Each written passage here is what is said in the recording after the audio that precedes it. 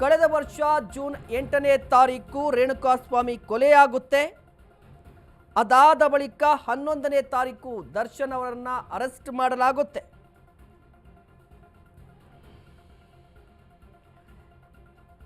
ಈಗ ಅನ್ನಪೂರ್ಣೇಶ್ವರಿ ನಗರ ಪೊಲೀಸ್ ಠಾಣೆಯಿಂದ ನೇರ ಸಂಪರ್ಕದಲ್ಲಿ ಜಾಯಿನ್ ಆಗ್ತಾ ಇದ್ದಾರೆ ನಮ್ಮ ಪ್ರತಿನಿಧಿ ಅಭಿಷೇಕ್. ಒಂದು ಕಡೆ ನಟ ದರ್ಶನ್ ಅವರು ಠಾಣೆಯತ್ತ ಬರ್ತಾ ಇದ್ದಾರೆ. ಸದ್ಯ ವ್ಯವಸ್ಥೆ ಹೇಗಿದೆ, ಯಾವ ರೀತಿಯಾಗಿ ಭದ್ರತೆಯನ್ನ ತೆಗೆದುಕೊಳ್ಳಲಾಗಿದೆ ಅಂತ?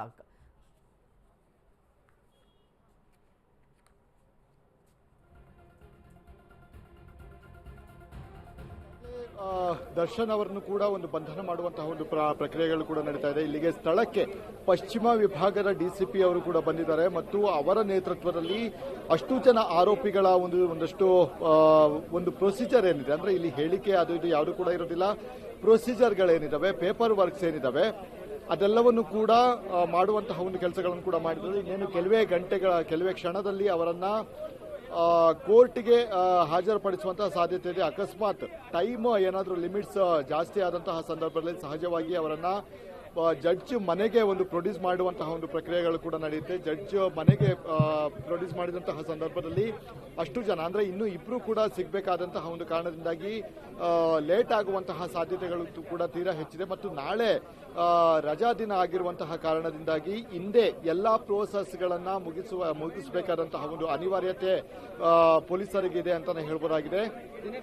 ದರ್ಶನ್ ಅವರನ್ನ ಬಂಧನ ಮಾಡಿ ಸುಮಾರು ಅಪಾರ್ಟ್ಮೆಂಟ್ನಿಂದ ಅವರನ್ನ ಕರೆತಂದು ಹೆಚ್ಚು ಕಡಿಮೆ ಒಂದು ಈಗಷ್ಟೇ ಕರ್ಕೊಂಡ್ ಬಂದಿದ್ದಾರೆ ಮತ್ತು ಅವರನ್ನ ಪೇಪರ್ ವರ್ಕ್ ನಲ್ಲಿ ತೊಡಗಿಸಿಕೊಂಡಿರುವಂತದ್ದು.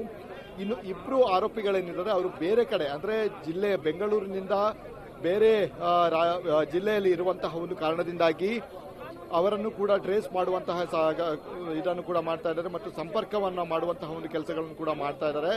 ಈಗ ಸದ್ಯ 5 ಜನ ಆರೋಪಿಗಳೇನಿದ್ದಾರೆ ಅವರು ಅಧಿಕೃತವಾಗಿ ಪೊಲೀಸರ ಕಸ್ಟಡಿಯಲ್ಲಿ ಇದ್ದಾರೆ ಅಂತಾನೆ ಹೇಳಬಹುದು.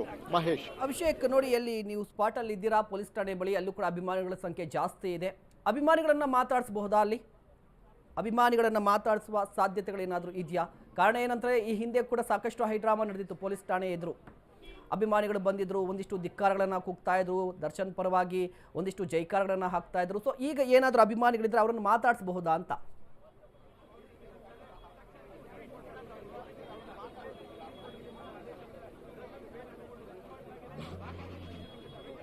ಈಗಾಗಲೇ ಈ ಒಂದು ಸ್ಥಳಕ್ಕೆ ದರ್ಶನ್ ಅವರು ಬರ್ತಾರೆ ಅಂತ ಹೇಳಿದ್ಮೇಲೆ ಸಾಕಷ್ಟು ಅಭಿಮಾನಿಗಳು ಕೂಡ ಇಲ್ಲಿ ಈ ಭಾಗದಲ್ಲಿ ನೆರೆದಿದ್ದಾರೆ. ಆದರೆ ಅವರನ್ನ ಯಾರನ್ನು ಕೂಡ ಇಲ್ಲಿ ಇರೋದಕ್ಕೆ ಬಿಡ್ತಾ ಇಲ್ಲ. ಅಂದ್ರೆ ಪೊಲೀಸರು ಕೂಡ ಅವರನ್ನ ಇಲ್ಲಿಂದ ಆಚೆ ಕಳಿಸುವಂತಹ ಒಂದು ಕೆಲಸಗಳನ್ನು ಕೂಡ ಮಾಡ್ತಾ ಇದ್ದಾರೆ ಮತ್ತು ಇಲ್ಲಿ ಯಾವುದೇ ರೀತಿಯಾದಂತಹ ಲಾ ಅಂಡ್ ಆರ್ಡರ್ ಪ್ರಾಬ್ಲಮ್ ಆಗಬಾರ್ದು ಅನ್ನುವಂತಹ ಒಂದು ಕಾರಣದಿಂದಾಗಿ ಪೊಲೀಸರು ಕಟ್ಟುನಿಟ್ಟಿನ ಒಂದು ಬಂದೋಬಸ್ತನ್ನು ಕೂಡ ಮಾಡಲಾಗಿರುವಂಥದ್ದು.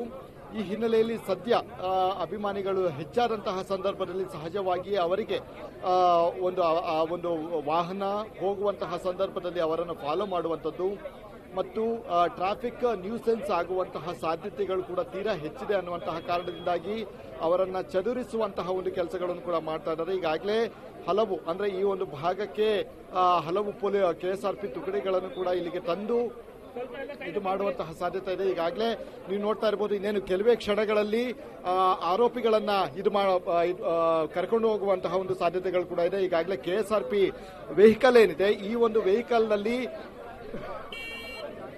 ಅವರನ್ನ ಅಷ್ಟು ಜನ ಆರೋಪಿಗಳೇನಿದ್ದಾರೆ ಅವರನ್ನ ಕರೆದುಕೊಂಡು ಹೋಗುವಂತಹ ಒಂದು ಕೆಲಸಗಳನ್ನು ಕೂಡ ನಡೆಯುತ್ತೆ. ಈಗಾಗಲೇ ನೀವು ನೋಡ್ತಾ ಇರಬಹುದು, ಇದೇ ವಾಹನದಲ್ಲಿ ಅವರನ್ನ ಕರೆದುಕೊಂಡು ಕೋರ್ಟ್ಗೆ ಧಾವಿಸುವಂತಹ ಒಂದು ಕೆಲಸಗಳನ್ನು ಕೂಡ ನಡೆಯುತ್ತೆ.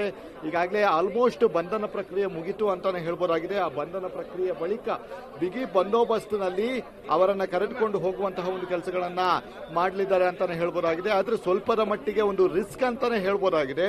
ಯಾಕಂದ್ರೆ ಈಗಾಗಲೇ ಮಾಧ್ಯಮಗಳಲ್ಲಿ ಬಂದಂತಹ ಹಿನ್ನೆಲೆಯಲ್ಲಿ ಸಾಕಷ್ಟು ಜನ ಅವರು ಹೋಗುವಂತಹ ಒಂದು ದಾರಿಯ ಮಧ್ಯೆ ಅವರ ಅಭಿಮಾನಿಗಳು, ಅಂದ್ರೆ ದರ್ಶನ್ ಏನಿದ್ದಾರೆ ಅವರ ಅಭಿಮಾನಿಗಳು ನೆರೆದಿರುವಂತಹ ಒಂದು ಸಾಧ್ಯತೆಗಳು ಕೂಡ ಇದೆ. ಅವರನ್ನ ತಪ್ಪಿಸಿ ಅವರ ಕಣ್ಣು ತಪ್ಪಿಸಿ ಬೇರೆ ಮಾರ್ಗದಲ್ಲಿ ಹೋಗುವಂತಹ ಸಾಧ್ಯತೆಗಳು ಕೂಡ ಹೆಚ್ಚಿದೆ ಅಂತಾನೆ ಹೇಳ್ಬೋದಾಗಿದೆ. ಈಗ ಸದ್ಯ ಇವರನ್ನ KSRP, ಅಂದ್ರೆ ಕಳೆದ ಬಾರಿಯೂ ಕೂಡ ಇವರ ಬಂಧನ ಆದಂತಹ ಸಂದರ್ಭದಲ್ಲಿ ಈ ರೀತಿಯಾದಂತಹ ವಾಹನದಲ್ಲಿಯೇ ಅವರನ್ನ ಕರೆದುಕೊಂಡು ಹೋಗಲಾಗಿತ್ತು. ಈಗ ಸದ್ಯ ದರ್ಶನ್ ಅವರನ್ನು ಕೂಡ ಇದೇ ವಾಹನದಲ್ಲಿ ಕರೆದುಕೊಂಡು ಹೋಗ್ತಾರಾ ಅಥವಾ ಪ್ರೈವೇಟ್ ವಾಹನಗಳು ಅಂದರೆ ಬೇರೆ ವಾಹನದಲ್ಲಿ ಲಾ ಆ್ಯಂಡ್ ಆರ್ಡರ್ ಪ್ರಾಬ್ಲಮ್ ಆಗುತ್ತೆ ಅನ್ನುವಂಥ ಕಾರಣದಿಂದಾಗಿ ಬೇರೆ ವಾಹನದಲ್ಲಿ ಕರೆದುಕೊಂಡು ಹೋಗ್ತಾರೆ ಅನ್ನುವಂಥದ್ದು ಈಗ ಸದ್ಯಕ್ಕೆ ಕುತೂಹಲ ಮೂಡಿಸ್ತಾ ಇರುವಂಥದ್ದು. ಈ ಒಟ್ಟಾರೆಯಾಗಿ ಈಗ ಸದ್ಯ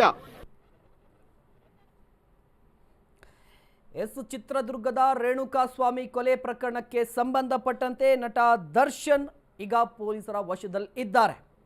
ಈ ಹಿಂದೆ ಬರೋಬ್ಬರಿ 130 ದಿನಗಳ ಕಾಲ ಜೈಲಿನಲ್ಲಿದ್ದರು. ಅದಾದ ಬಳಿಕ ಅವರಿಗೆ ಬೇಲ್ ಸಿಗುತ್ತೆ.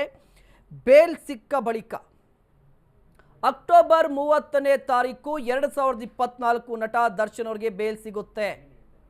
ಇವತ್ತು ದಿನಾಂಕ 14/8/2025 ಬರೋಬ್ಬರಿ 288 ದಿನಗಳ ಬಳಿಕ ನಟ ದರ್ಶನ್ ಜೈಲು ಪಾಲಾಗ್ತಾ ಇದ್ದಾರೆ. 41 ವಾರ 6912 ಗಂಟೆ